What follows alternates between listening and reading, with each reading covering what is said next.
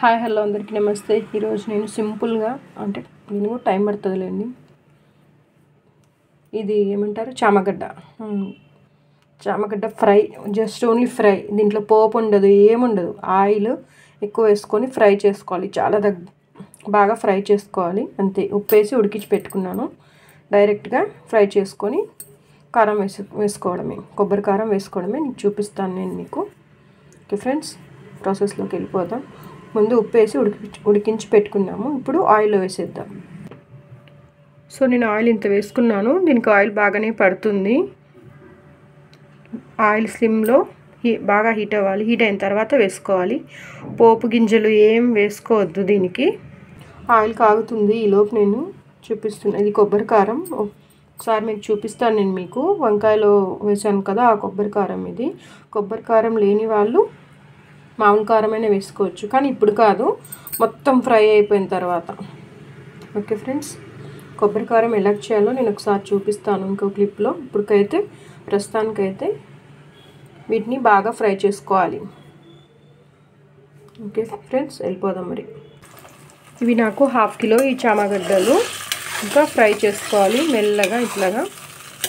ఇట్లా ఊరికే నేను ఈవెన్గా స్ప్రెడ్ చేస్తున్నాను. కాసేపు ఆగి మళ్ళీ కలుపుకుందాం.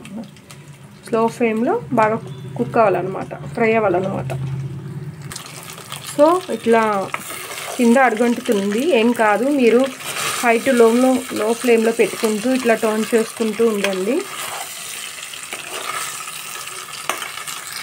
ఫ్రై చేసేటప్పుడు జాగ్రత్తగా చేసుకోండి. మళ్ళీ ఇది స్పూన్కి ఇట్లా అంటుకుపోతుంది. వీటికి తగలకుండా ఇట్లా ఊరికే జస్ట్ ఇట్లా కింద నుంచి ఇట్లా ఇది తర్వాత వచ్చేస్తుంది. రెడ్ అయినాక బాగా ఫ్రై అయినాక ఇట్లా ఈ విధంగా అంటూ ఉండండి. జస్ట్ ముక్కల్ని అటు ఇటు తిప్పాలి. చిలకడ దుంపల్ని అటు ఇటు తిప్పితే సరిపోతుంది. ఇట్లా ఎక్కువ చేస్తే మళ్ళీ ఇది బ్రేక్ అయిపోతాయి, అంటే ఆల్రెడీ ఉడికిపోయాయి కదా, అందుకు. ఇది టైం టేకెన్ ప్రాసెస్ అండి, తొందరగా అయితే కాదు. చూసారు కదా, ఇట్లా అంటుకుంటూ ఉంటుంది. గట్టిగా బాండి పట్టుకరతో కానీ లేదా క్లాత్తో కానీ పట్టుకొని ఇట్లా గట్టిగా ఇట్లా రుద్దాలి. ఇట్లా ఈ విధంగా గట్టిగా అనాలి, అప్పుడే అది వస్తుంది. ఏం కాదు, కానీ టేస్ట్ బాగుంటుందండి. ఒకసారి ట్రై చేయండి, టేస్ట్ అయితే బాగుంటుంది. నాన్ వెజ్ తిన్నట్లు ఉంటుంది, మీకు వెజ్ తిన్నట్లు ఉండదు, ఆ టేస్ట్ వస్తుంది. ఫ్రై కాబట్టి పప్పుచారు కానీ రసం కానీ బాగుంటుంది. సైడ్ డిష్గా అయినా ఫ్రై అయినా బాగుంటుంది. ఒకసారి తప్పకుండా ట్రై చేయండి.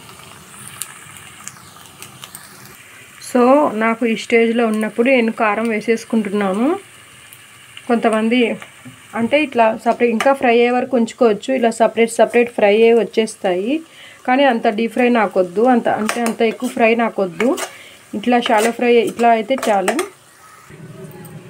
సో నేను ఈ కారం అనేది ఇప్పుడు వేసేసుకుంటున్నాను. నాకు ఎంత సరిపోతుంది, ఇప్పుడు కలుపుతాను. సో నాకు ఎంత కారం కావాలి అంత వేసుకున్నా, ఎంత కొబ్బరి పౌడర్ వేసుకోవాలి అంత వేసుకున్నాను. మీకు ఎంత కావాలో చూసుకొని వేసుకోండి. ఎక్కువ అయితే ఎక్కువ, తక్కువ అయితే తక్కువ. చూసారు కదా, ఎక్కడైనా అంటుకుందా, లేదు కదా. చూడండి, ముందు పచ్చిది కాబట్టి కింద అంటుకుంటుంది, తర్వాత ఫ్రై అయ్యే కొద్దీ మనం ఇట్లా అనే కొద్దీ వచ్చేస్తుంది. ఇట్లా నాకు గ్రేవీగానే కావాలి. ఇట్లా కొద్దిగా ఇంకా ఎక్కువసేపు పెడితే ఇంకా బాగా ఫ్రైగా పెడితే విడివిడిగా వచ్చేస్తుంది. ఇప్పుడు మనం వేసిన ఇది కూడా విడివిడిగా వచ్చేస్తుంది, కానీ కలుపుకోవడానికి బాగుంటుంది. ఇట్లా తినడానికి కూడా బాగుంటుంది. ఎట్లయినా బాగుంటుంది. సైడ్ డిష్గా బాగుంటుంది, అంచుకోవడానికి కూడా బాగుంటుంది. ఓకే, సో ఇప్పుడు డిష్ అవుట్ చేసేద్దాం. సో నా ఏమంటారు దీన్ని, అయ్యో మర్చిపోయానే, అరే గుర్తొచ్చింది. నా చామదుంప ఫ్రై రెడీ అయింది. చూడండి ఎట్లా క్లీన్గా వచ్చేసిందో. నేను ఇది ప్లాస్టిక్ ప్లేటు, వేడిది వేసుకోకూడదు. నేను చల్లారాక వేసుకున్నాను, నేను జస్ట్ అట్లా చూపిస్తున్నాను.